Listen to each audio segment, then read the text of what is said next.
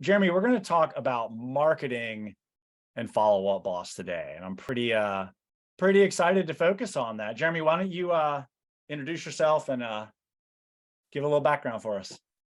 Sure. Well, hi, my name's Jeremy. I'm a member of the success team here at Follow Up Boss. I've been here for almost 3 years. It'll be my 3-year anniversary coming up at the end of this month, so I'm pretty excited about that. And I work with I've worked with hundreds of teams with all sorts of different strategies and all sorts of different needs. And with the tools that we have in place, your marketing can work in Follow Up Boss. So, Love it. Yeah, I think a focus on kind of Follow Up Boss is the brain of that, right? Like maybe we'll use right. other tools to connect or make things happen, but ultimately, Follow Up Boss being the single source of truth. I know we talk about that a lot, but that's what a good CRM should be, right? It's the hub of everything, and it's where all the things live. So Yeah, absolutely. Whatever you're already doing, there's ways to connect it to Follow Up Boss so that it makes it useful for your team in ways that it may not have been if with a different system, or maybe you're coming to Follow Up Boss as your first CRM. There are ways that we can maximize all of the marketing efforts that you're already doing, or help you learn about other things and give you the tools that you need to make it work. perfect. Very good. All right, cool. Well, I am going to stop us for a quick second because I want to talk a little bit about the awesome, amazing FUBCon that's coming up, and then we'll dive right back into marketing and get things going. So I'm pretty pumped about FUBCon. We're within a month now. It's coming soon, and yeah, it's at the Cosmopolitan in beautiful Las Vegas, Nevada. And the venue is fantastic. I got a sneak peek of the actual venue. I'm pretty excited about that. And going to be really diving into all great things, from power Follow Up Boss users to how people are running their team or brokerage. I'm really excited. It's going to be focused on Follow Up Boss, obviously, but just so many great speakers. I'm looking forward to it. I think the room block I hear is filling up, so I think people need to snag a ticket. If you're going, now's the time. Yeah, the last 2 days to have the all-inclusive ticket are today and tomorrow. So if you've been on the fence and you don't want to have to pay for your own hotel room or scramble to find lodging, then make your choice. Then take a second today or tomorrow and book that ticket. Awesome. Plus, meeting a lot of us in real life. I'm Yeah, looking forward. I'll be there. Yeah, there's still members, You'll be yourself there. included, that I've Right. not met in real life. So I'm pretty excited about that. Yeah, absolutely. I think I think as many people as can go are going to be there from Follow Up Boss. So I think that it's going to be an awesome event, great opportunity to meet up, and putting a face to the name really helps. Even when we're on Zoom a lot, right? So Exactly. yeah. Yeah, I'm super pumped. I'm glad it's fast approaching. And Caroline dropped a link to the FUBCon website as well as the speaker list. So check that out in the chat when you have a chance. So let's dive into marketing and Follow Up Boss. Jeremy, there's a lot of great integrations. I think we'll touch on a few of them, but I think we'll also focus a little more on what can natively be done in Follow Up Boss, kind of the tools you already have, things you can do with that. Do you have any overarching tips, Jeremy, you want to kind of touch on before we screen share and dive in? Well, from a marketing standpoint, again, like we said at the beginning, Follow Up Boss being the hub of your business actually allows you, and has allowed a lot of teams who are kind of going by marketing by like a la carte marketing platforms to really consolidate things, or even in some cases say, well, I don't need that anymore, because Follow Up Boss is going to be able to do something very similar or the same to get that word out to your customers. I think one thing that kind of stands out is, if you're already doing like heavily involved marketing, whether it's you yourselves or whether you have a marketing consultant or a marketing firm who's working with you or anybody along those lines, they need to be introduced to Follow Up Boss as well to make their job a lot easier and to make it really cohesive. So that's definitely one of the things you want to kind of bring you bring everything in and run everything possibly through Follow Boss, because it's going to give you better information back, and more, I should say, maybe not better, but more useful on a day-to-day basis without having to jump around between systems. And that's really, again, we want to help you increase your efficiency and see where your efforts are getting you. Right. I'm totally with that. So let's dive in. Let's if you could share your screen, Jeremy, we'll dive into some details. All right. So the native stuff that lives in Follow Boss, let's start off there. So let's start off with batch emailing, because Awesome. a lot of folks use marketing email systems, and let's just start off there. So batch emailing lives on the people page, and whether you're going to use an existing one of the lists that you already have in the system to highlight everybody in this particular category or this particular stage, whatever the filters are bringing you, and then sending everybody a batch email about something particular to where they're at in their life cycle. This is really simple. You can use existing templates, or you can build something right on the fly. The fun part about batch emailing is that, well, there's a couple of things. You can keep it really specific, or you can really spread out your reach by making sure you're including all emails pertaining to every contact that you just selected. So that's going to be whether one person on that contact record has multiple emails, or if you're emailing a business that you're capturing everybody's contacts that you have with that, or if it's a family or spousal relationship that you're trying to capture with Follow Plus relationships. This checkbox will make sure that everybody on those contact records gets the same email. Or you can focus it in and really make sure that you're getting to the primary contact by keeping it unchecked, and make sure that there's a really focused message there. And just to cover it real quick, I get this question a lot, and I just want to tackle it right off the bat.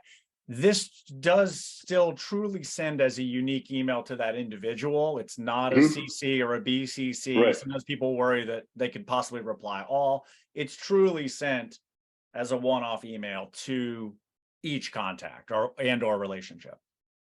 Exactly. They are 100% one email at a time. They just all happen at the same time, right?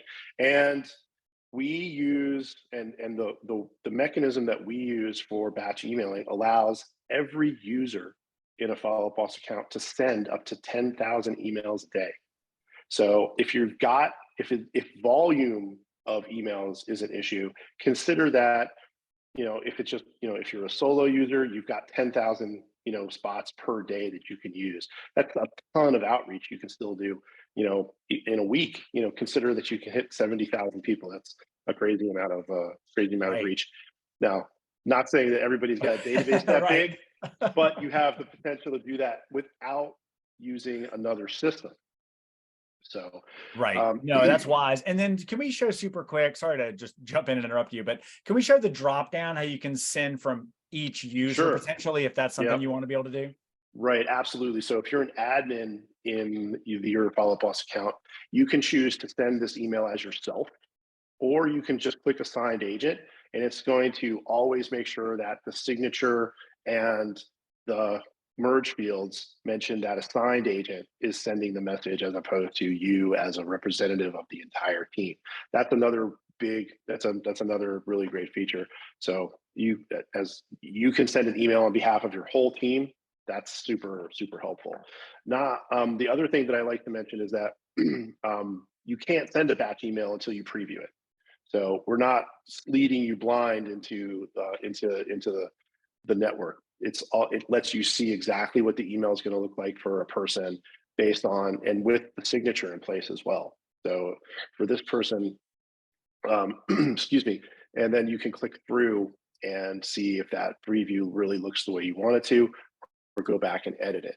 And my other thing I like to mention is that, just as with single emails in Follow Boss, you can schedule this. So if you're considering sending, I don't know, a holiday greeting, let's say the weekend after Thanksgiving, or the weekend before Thanksgiving, you send a big holiday greeting for the whole holiday season to everybody that you know. You could do that today and schedule it, and it'll go out when you schedule it.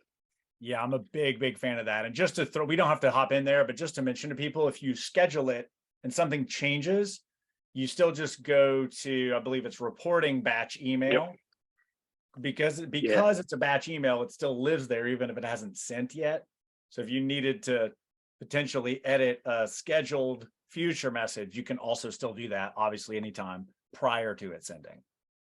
absolutely. And I mean, we were going to make our way to this screen eventually, Lee, because it's so helpful. But if you scheduled a batch email, it will say here, it'll show the subject line and by who, and it'll say scheduled over here under status, which will let you click on it and open it back up and edit whatever you scheduled. Awesome. Do you want to stay Right here and on. tackle the stats, or do you want to go head back? Yeah. Whatever works is good. Yeah, actually, this is the place that I would usually go after I introduce batch emails. I always want to mention that batch emails are great, but sending out blanket emails to everybody, if you're not making use of it and just waiting for people to reply, be proactive. And the batch email report lets you be proactive because we're looking at the details of what happened with this email. First of all, let me point out the recipients is how many people you are trying to reach. The sent are how many people you're actually reaching. So whether it's one person who has multiple email addresses or you've tried to send it to people who don't have email addresses, et cetera, there's might be a disparity between these two numbers, and that's generally what it is. And then the opens and clicks are the really important ways that you can be proactive and help drill down on your messaging. So opens are great. It shows you people who have they viewed your email. It lets you kind of get a basic, so if you send 500 emails and you get 150 opens, you get to see, those people were interested enough to open that email. Um, I always recommend, however, that even if you should put something that a person can click on in every email that you send, whether you're sending an email that's about particular listings, put links in there to the listings to make sure that they can click over to the lead gen platform where they're listed and see them. If you're sending a newsletter, link to an article about I don't know, mortgage rates or anything along those lines, so that the click itself, it doesn't matter if the click is going to a place that Follow Up Boss can see. The click itself we can see, and that's showing that people are really engaged. So for instance, again, you send 500 emails, you get 150 opens, but maybe you only get 25 clicks. Those 25 people are the first people you should reach out to follow up with because they showed engagement. Now, we can't always tell you if they read the article or did anything when they got there, but if they did something when they got there, that activity could possibly be coming into Follow Up Boss as well, because maybe it went back to your website or maybe it went back to a lead platform, et cetera, where we can see the activity. But the clicks themselves, great opportunity to find those people that you might want to make a quick phone call to or send them a text message, depending on your relationship, to see what they have to say about that information that you sent. Absolutely. I did a recent webinar with Mike Rennick and Anthony Malafronte, and Anthony does this. He sends out his big list via batch email and Follow Up Boss. He does it from each user. So if they're assigned to Eric on his team, they come from Eric on his team because that's who they know. But they send a follow up. He sends one every Friday, and they send a follow up. I think it may be Monday to all the people that open. So it's like a vaguely similar but different, shorter email. But that works really great for them, just kind of re-hitting the people that engaged with it with something similar but a little bit different, a little shorter, type of thing. And it works brilliantly. And I think for anybody, I know that a lot of times, when you're in real estate sales, especially, like, it's really hard to be consistent with things. But taking the time to say, like, hey, we're going to send this, we're going to do this, we're going to do that, allows you to at least put in your calendar and do it, or potentially delegate it to somebody else. Right. But I mean, again, all you have to do is click on the opens. It takes you to a list of all the people that opened it, and then you hit checkbox, send a batch email again, and Right. send something interesting as a follow-up. I'm not suggesting you just spam people all the time, but again, your more engaged people they're raising their hand a little bit. Exactly. And because you mentioned that magic word of spam, or the anti-magic word, I should say, let's just jump back to the batch email reports, talk about the flip side of marketing, right? Any type of marketing where you're reaching out to a large group of people to try to get a result. you're going to end up with people who don't want to receive that information. And some of that lives here. So in a batch email, if people unsubscribe from that batch email, you're going to be able to see those unsubscribes here. That's the unsubscribe link that appears below the signature and comes from every Follow Up Boss automated email, whether it's batch email or action plan emails. We give folks the chance to do that. Now, an unsubscribe sometimes is a definitive thing. Like, I've never actually talked to this person. They're unsubscribed from an email. I'm not going to like keep, pushing. And in some cases, even like your loyal customers will unsubscribe from an email that looks more like a marketing email. And then when they're finally ready to talk to you, and you say, "Well, haven't you been getting my emails?" And they say, "Oh, and they must have unsubscribed." Then you can resubscribe them if they want to be, by reaching out to Follow Up Boss support to get someone back on a mailing list. And then the other big thing is bounces. Now, bounces is where spam comes in. Bounces can be a technical issue, like literally that email address no longer exists, or there's a glitch somewhere with that email platform that you're trying to reach. But a lot of the time, bounces are spam filters saying we're not allowing this email. So it's just another thing to keep tabs on, to make sure that your emails are as deliverable as you can. And we have some really good basic information that actually lives on the batch email screen. The help with batch email link up here at the top gives you the batch emailing overview. And then there's also the batch emailing best practices, which are referenced in the article itself and on the sidebar to help you get the tips that you need in order to make those emails more deliverable. So, so we provide and we try to build in as much support as we can. But if you have any other more specific questions about batch emailing, our support team or your success manager can be a great resource for you there too. Absolutely. I'm glad you mentioned that. And let's talk super quick about Pixel. You referenced it in a sense, but being sure that you have the Follow Up Boss Pixel installed on your website or really anywhere that you have the ability to drop a snippet of code. Yep.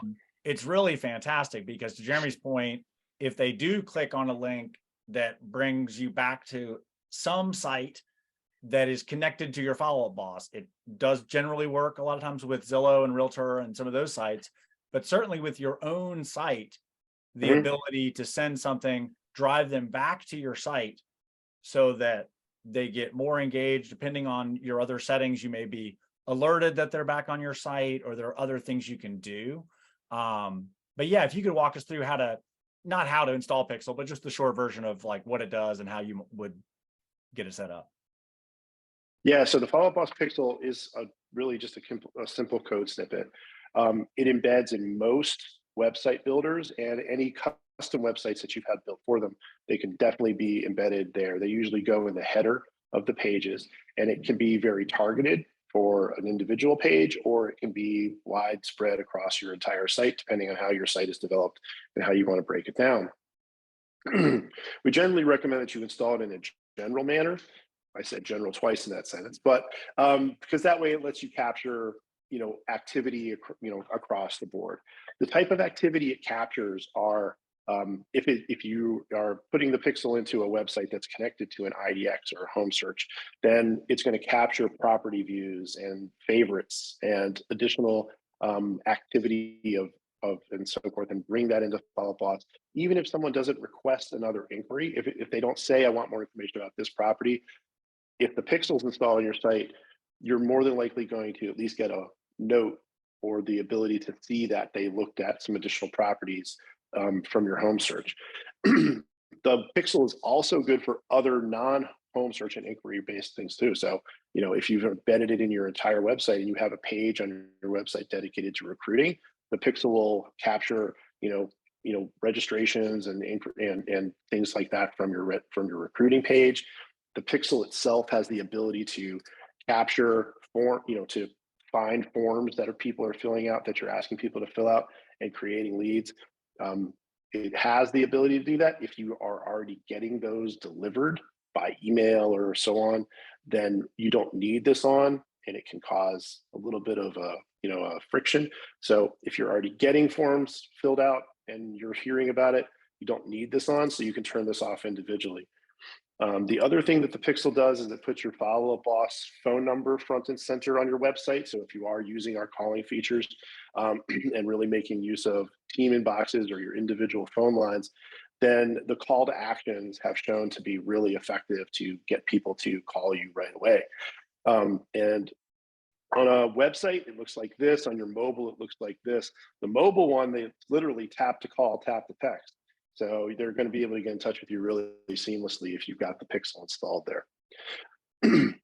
So that's the basics of the Pixel. And if you have, again, more questions technically about this, we have great help guides, or you can reach out to our support team or success manager for more information. For sure. Yeah. Cool. That's awesome. Do we want to hop into action plans now? I know we've got a couple of different things to cover, so I want to make sure.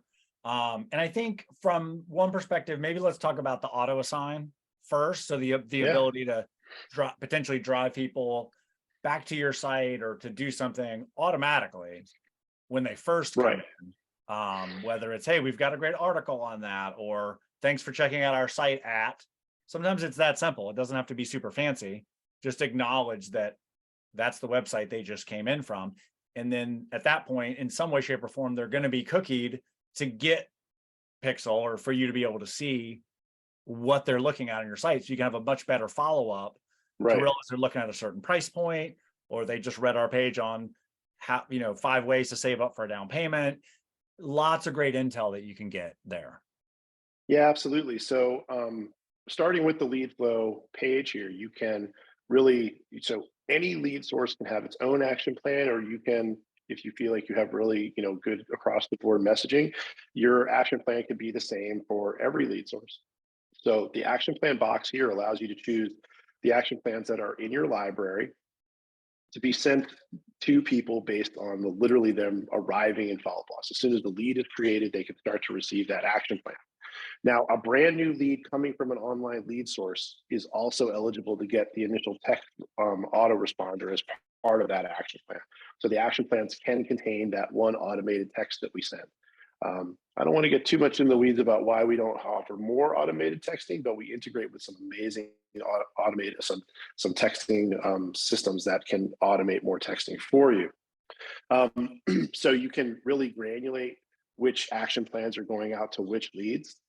Or you can even, like Lee mentioned, you can dive a lot deeper. So if you've got rules in place that are looking for specific tags coming from the leads, or specific areas, or specific price points, say for instance, like this rule is probably geared towards capturing rentals, and that's what it says. So this could be an action plan looking to talk to those rental customers who are interested and you want to get them some help, but you can also start talking to them right away. And this one with this specific zip codes, you may have some specific messaging that you want to send about that particular those neighborhoods that you're representing in that area. And open house attendees, you can have an action plan here that spotlights your open house, and so forth. So these rules allow you to really granulate the type of action plan that you're running on each of the new leads that comes into Follow Plus. And this can also work from other lead providers. Like if you're getting any type of specific tags from Facebook ads or Zillow or Ylopo or any or many other websites that actually, and lead providers that actually give you a little bit more information than just the address and the person's contact information, you can make use of those tags and again spark the right conversation at the right time. Yeah, I think I'm going to lean into that open house example on that first one just a little bit, just kind of conceptually. This is a great way that if somebody is registering an open house and you have a method of pushing them into Follow Boss automatically, there's a number of systems that offer that. You could potentially send them an email automatically, or even trigger a next day follow-up of, hey, it was great to meet you at this house, or whatever that is. But again, you could even do it automatically immediately, meaning where if they register for your open house right then and there, just get an email with your contact info. Just there's a lot of great uses of this that, as much as I'd love to tell you do it this way, everybody's business is a little bit different. We're just thinking of different things that you could use in these lead flows to just send a better, more cohesive message to why they're coming in. You know, is it a property inquiry? Great, Right. we've got more properties. Is it an open house? Nice to meet you. Here's my contact info. You know, if I can help you in the future, like whatever those things are, like to your point, the rental one, maybe you route it to a certain group of agents that do rentals, but maybe the auto response is a little bit different to somebody who's looking to rent versus somebody, Right. you know, who is a buyer or a seller. Absolutely. And I think, the content of the action plans, while we have some suggested action plans in the system, and, if you're linked with Ylopo or, or other systems, there are some additional suggestions and some additional templates that get put in there for action plans. But the communication is ultimately yours, and yours to put your own stamp on, make it sound like you, and work in that particular context. So for, if you are much more geared to helping people find rentals and then using them as, potential buyers in the future, or if you really want to take these rental leads and see if you can turn them into buyers off the bat, either way, you can target your messaging to start building that conversation with those folks that are coming in, and you can pick the thread up when you're making phone calls and sending additional text messages as well. So, so action plans are really powerful from the get-go, like literally, like as soon as the lead hits, before you even probably tap on the notification to make the first phone call or to see the details, we can start sending communication out that's sort of targeting those customers. Action plans can also, so action plans themselves, again, maybe we don't want to go into like building action plans. There's at least like 3 other office hours on how to build action plans, Right. But We'll find some making and an drop them action in the plan, chat, but we'll get the basics here. exactly. So the action plans themselves, like I said, can have an initial text response if it's a new lead coming from an online lead source. And the reason that is in place is because those folks have all opted in for communication. Whether it's Zillow or whether it's your website, there should be a disclaimer that says, you are accepting that we might call you, text you, or email you for more information. So if they're coming from an online lead source, they're basically saying, yes, contact me until they say otherwise. So the initial text message is like a freebie. If they say stop, we'll stop, and so forth. But it's a freebie. So that initial text responder is what lives up here. And again, that's sometimes the most effective thing. An email might not get checked till later that day, but text can be pretty darn immediate. So make it This an isn't immediate any message. kind of rocket science, but I figured I'd mention it. Like I think a lot of people are doing this, but it feels like it bears mentioning. I see a lot of people create this first text and or email to go out and just ask their preferred method. Hey, we also sent you a text. What's the best way to communicate? And then people will respond to that and say, oh yeah, text me, I'm at work, or something like that. So it can be a really great first step here to even just acknowledge that, like, hey, we realized we just texted and emailed you, but let us know which is best and we'll use that route. I see a lot of people do that, and they literally have a response before they even know they have a new lead. They've got a response. It's like, oh, I'm at work, but I can text now. Like, okay, great, let's text. Exactly. So it's that type of immediacy. Let's and by all means make the most of it. Absolutely. So cool. No, that's great. Yeah, I want to show us a little more what an action plan can do, and then we can Sure. move forward.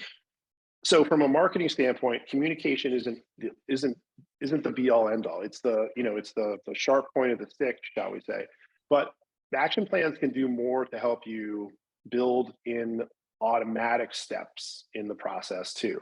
So from a marketing standpoint, the initial action plan that you put on a new lead coming in can automatically pause if someone replies. Let's say that someone doesn't reply, and you put a step at the very end of your action plan that's like, let's just say 10 days later. You can manage your next steps for marketing by saying, well, if they get through 10 days and we haven't heard anything back, let's go ahead and change the stage to something that's going to tell us that we need to nurture the client instead of continue to treat them like a standard lead or brand new lead coming in. So And there's other things that the action plans can do. They can add and remove tags. This can be very useful when it comes to whether maybe the lead source itself doesn't provide a ton of information, like a Facebook ad. If you're running Facebook ads and you've got Facebook linked to Follow Up Boss, we will always see the name of the ad. But maybe that name of that ad means a lot more to you than just that. Maybe that name of the ad means you also want to add a tag that says seller, because that's a listing that you're advertising. Maybe you also want to say, add a tag that's, if you're representing a property that's $1.5 million, so you can say, put a tag on there saying, I don't know, big spender, something like that. I've seen a lot of variations. That's a good tag. Yeah. And I love that idea. And I think, other tags I see people do, and I know Anthony does this, and we do this as well as a company. Just applying that tag that might power your newsletter. Like maybe you don't want everybody to be on that blast you're going to send consistently.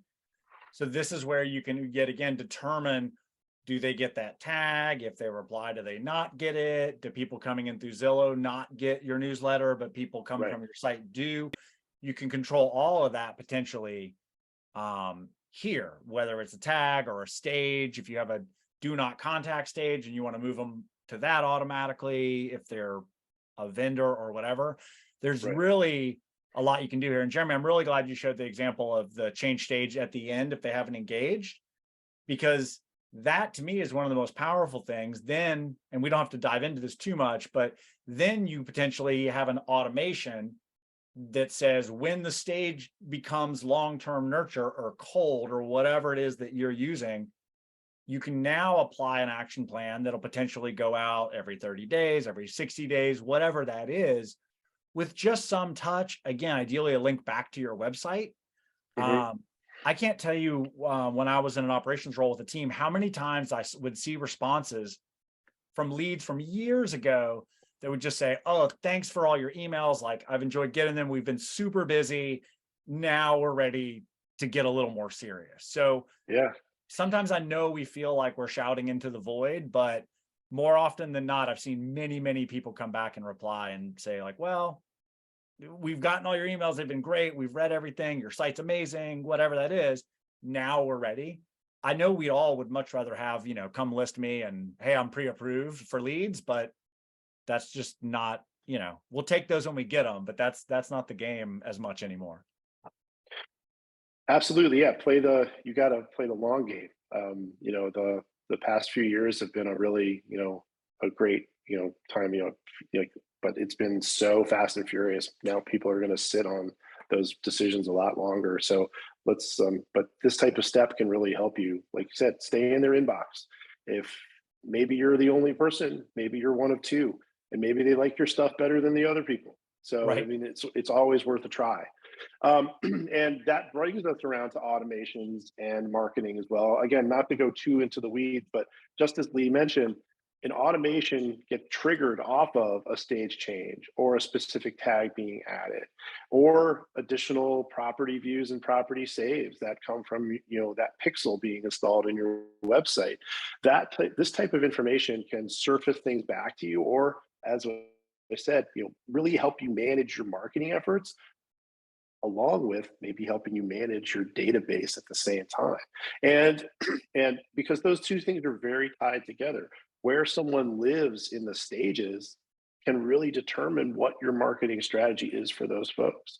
And if you're updating the stage at the end of that life cycle, or the end of that new lead life cycle to nurture, or something along those lines, or you're moving someone to past customer after they've closed, then your marketing can target those folks more expediently and more accurately. So the stage never stops being important, and it can pertain directly to your efforts to get those more clients. For sure. And while we're still on stages, I'm going to jump one thing ahead in our notes, Jeremy.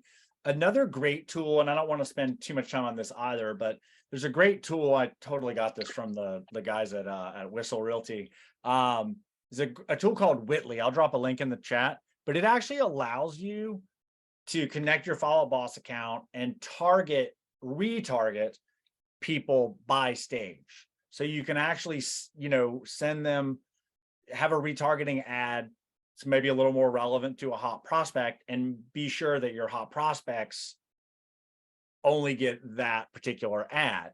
You can have a longer term nurture on your long-term nurture, or hey, we just added more properties on our site, or our search is updated every 15 minutes, or whatever that message is. But this is a really cool platform to be able to actually retarget specific to the stage and follow-up boss. So I didn't want to get too in the weeds on it, but I figured we should share. Yeah, and that can fill. I mean, so just in general marketing, some lead gen platforms have really jumped on the marketing bandwagon too, like Ylopo, or some of the or Sierra and so forth. They're doing some of this for you. They're including this as part of their offering. If you're trying to do this yourself and not, pay for, additional things that you don't need, or that you've got, whatever your system is and what you've got set up, having more tools like this to help build on all those things is really important. So Whitley would be, again, something that you can build in to complement your Google LSA ads and your Facebook ads, and making sure that, your search engine optimization that you're doing on your own website is paying off, because we're going to be able to capture more business and hold on to it and make sure that the right marketing is going out later on. Absolutely. Cool. I think we can dive into reporting a bit now. Jeremy, why don't we start with the email template and text template reporting? Then we can hop into the full reporting. Awesome. So let's start with email templates. And again, this is what we're going to show you here. This is a way for you to stay deliverable and to give you information back. So actually, let's start with action plan. Let's start with action plan reporting. So on the action plan homepage, you do have to click into one of the folders to see the data. But if you click in here, you're going to be able to see which action plans are still running actively, which have engaged, and which are completed. And so you can really tell how many engaged means, did someone reply directly to an action plan email? That's what engaged means. I mean, this is a demo account. There's not a lot of information in here. But if you're running an action plan that's getting high engagement numbers, and for an email campaign, anything over like 15% is successful. And if you're over 30% or up above 50%, you're killing it with that action plan. So that's content that you might want to retarget to a different type of customer or something along those lines. That's good content that you've developed that's really being helpful in your market. So the engaged numbers are the ones that are really helpful. The active numbers can be can be great for you to know. Well, I have an action plan in here I want to sunset. How many more of the people are running on it and so forth? I can click over and I can pause it and maybe start something different. And completed the same thing. It's going to let you see, well, what were my engagement numbers? How many did I complete? If I sent 69 and I didn't get any engagement, maybe that's an action plan that I want to vamoose and start with something fresh. So that's the action plan report that lives here. That's pretty good data in and of itself. Now, action plans contain email templates. So email templates have their own reporting. And then this is available as an admin in the system. If you're an agent on the team and you're curious about this information, it can all be surfaced to you. So so again, sent numbers, opens and clicks just like the batch emails, replies, unsubscribed, and bounces. So the only big difference here is that we also capture replies in the email template report. But again, this is a great way of seeing, well, if I sent out these email template reports apply to templates that are being sent via action plan or via one-to-one. If you're sending the template via batch email, then the batch email report's your best source of activity there. But if you're sending the same email template as a one-to-one email and as an action plan, you're going to get the data here too. So again, great ways of examining what you're doing, what messaging is working, what messaging needs tweaked. And then text templates. The text template report is actually one that I do recommend that you check once in a while and really want to be proactive about it. Because even though your emails might be getting captured in spam filters, there's steps you can take to get out of spam filters if you feel that you're there unwarrantedly. But texts are a little different. If your texts are too spammy and you're not paying attention, you can really, really quickly harm your overall deliverability. And that goes for one-to-one text too. It's not just the emails that I mean, all of the emails and follow-up bots, except for that first one, are literally a one-to-one text message that you're choosing to send to somebody. So the score, what we've done with text templates is that we provide a score. There's a rating system, which I'll click into and I'll show you because it's obviously not evident here. There's some really good graphics in here. And quite honestly, in today's market, you have to be aware of some of this basic information so that you can stay on top of your communication with your customers and make sure that your communication is getting through. But ultimately, what we're going to do is we're going to score those text templates based on how they're performing. 71 to 100 is excellent. 30 to 70 is good. If it gets below 30, it's going to need review. You're going to have to figure that out because those texts aren't being effective anymore. They're getting caught too often. And it really is down to you to throw that text out and start with something brand new that's really going to be deliverable. And so there's that range, and the help article lives right here. You're going to be able to see this. So as the marketing expert on your team, or the brain, the brain behind the words, this is a page you should probably be visiting, I would say, at least once a month to determine if there's any text templates out there that are really doing you harm, or the ones that need to be tweaked to make them more deliverable. We also show you really good stuff like who's replying to your text message. That's great. Now, opting out, those are folks who are saying stop. They don't want to receive text messages from follow-up boss anymore. And then sent is just an overall total. So, and you can edit your templates right from here or just get rid of them if you want to start fresh. So this is a great page. Again, I'd say you should be viewing this page once a month, minimum, I would say. Email templates, maybe you want to jump in here and see about unsubscribed and bounces once a quarter to see if there's something out there that's, again, not really being effective for you that is being scrubbed out. But that reporting, super beneficial when it comes to determining how to take your marketing where to take it next. Absolutely. Yeah, that's great. I think I know that's not like a sexy part of being in real estate, right? Like, oh, I got to check my text template to do whatever. But there's a couple of parts to it. One, having the intel alone is great because like this one's working, this one's not. This word seems to get people to respond, just using that. But also if you are building or going to start a team or a brokerage at some point, this is such a powerful thing to provide to your company, to your agents, to be able to say, hey, we've got these 5 proven text templates. They get engagement, they work. Yes, you can edit them a little bit when you apply them if you want to say good morning or happy Tuesday or whatever.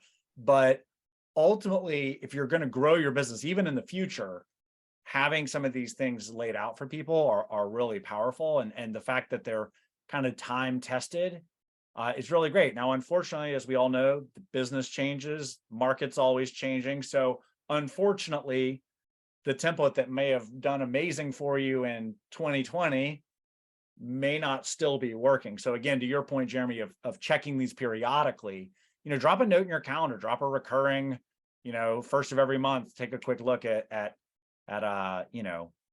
reporting on plans, email, and text templates.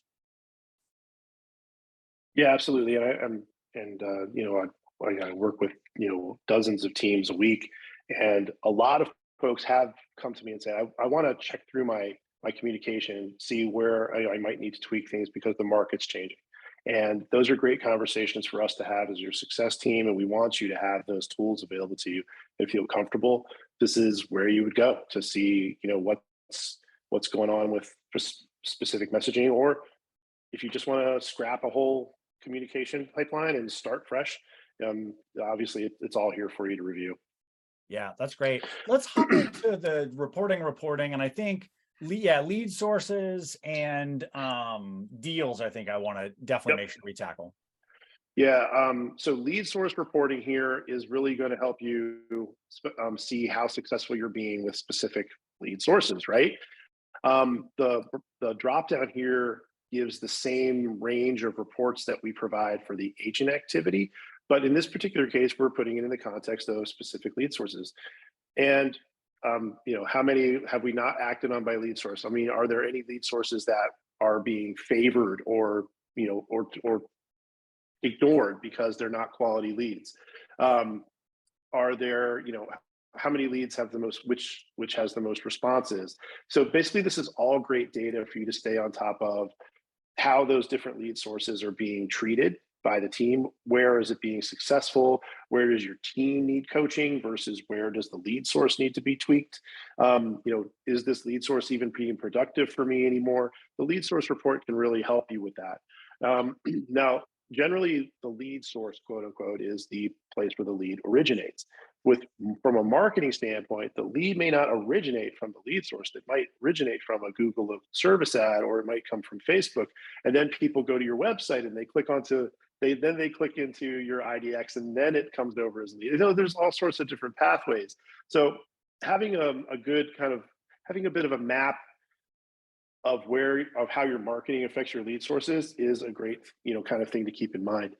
I don't recommend you try to keep it in your head because it can get really convoluted really quickly. A tool, and I like just recommending this tool because it's free and it's super easy. If you have any type of process or flow that you want to map, this is a super simple website flow chart tool to use. So even if you don't feel like building something in Word or Excel or PowerPoint, you can build flow charts to kind of help you see where your leads are coming from. I'll put that in the chat. It's just gluemaps.com. Yeah, that's a good one because these can get complex. It's almost a 3, or sometimes I even say a 4-dimensional puzzle, because it's like, right. Oh, right, well, certain ads come in as website, but they might be tagged something else. And when we get into the deal reporting too, we'll look a little more at, there's an even deeper marketing source there that can potentially drill down to a specific Facebook or AdWords campaign and help you drill down even more. Right on. One quick thing about when you're looking from a marketing standpoint at where your leads are coming from, web leads is generally where your marketing is paying dividends. Manual leads are the folks you're running into on the street or at the coffee shop, or that you're importing from other sources. That can be part of your marketing strategy, obviously, but web leads is usually where those come from. So the drop down here is giving you those basic dialed in reports that you can use to take a look at that. And then if we're going to look at deals, so deals is how you draw a straight line between where the lead comes from versus what I did to get it there versus what I did when I got it, and what did I do with it? Was I successful? What did I make from it? Did I profit? And the deal report, again, if you're not terribly familiar with deals, even if you use it very cursorily to track, literally just the price and your commission, you're doing yourself a world of good. Even if you have other transaction tools, whether they can link to Follow Boss or not, whether if it's a little bit redundant, it's still really good information to have. But deals reporting is going to help you really see where was I successful, because we can tie not just the deals reporting, but also we can tie it into activity and overall like commission rates and so forth based on how much I did to earn it. So Lee, when you said the deals report ties into marketing, where do you see that? Yeah, so if you can scroll a little to the right in the actual chart, you'll see there's a contact lead source, which is the contacts lead source, but then there's a marketing lead source. I believe it potentially flows through Pixel, or it just depends on a couple of things. If you have Facebook integration set up to capture Facebook lead forms, this will actually tell you the specific campaign that initially brought them to your site. So it's pretty powerful. It's certainly not, I don't want to say beginner stuff. I mean, if you're just learning all this, maybe you don't get to this part yet, but this is a really great way to actually drill down into what AdWords campaign or what Facebook ad actually got this person to click and give us their info. Right on. And having the marketing lead source here in the deals report makes a ton of sense. It's similar data to what would show up here in the marketing report, which we have separated out. And again, this is a demo account. There's not much in here, but check your check your own accounts, go into the reporting and look at the marketing tab, or go to the deals and look at the marketing lead source. And that, it really is a great glimpse to know, well, did this Google ad lead someone to my website? Or did the Facebook ad, generate the touch? And that's really great information. Right. And let's do this super quick. Can we hit one of the drop downs? I think we want to get to what does the all deals one say again? I think that can drop us into, okay, current. My thought process here, maybe you could just sort. I think if we sort by, yeah, so you can view by source here. Yeah. And then within this, you can still see what deal stage they're in. So my point is reverse kind of engineering, like, oh, look, we've got 5 Zillow leads under contract.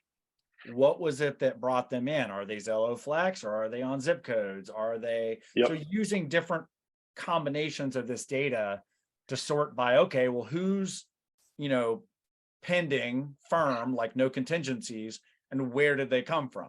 How long does it take a Zillow lead to go from being a new contact to being under contract? Like all those things live in here. It just depends on what you're using and what you're looking to measure. Yeah, absolutely. So, I mean, again, a demo account, the dates might be a little bit telling you how long they've been in a stage. Are they stalled? And then just generally, how long did it take to get them from the day that the deal was created, or say for the day the lead came into the system till the close date, and so forth, and you're marking them closed. This is, just really great straight line data to kind of, again, we want to accumulate all this information and give it back to you in such a way that you can really tell where your efforts are paying off.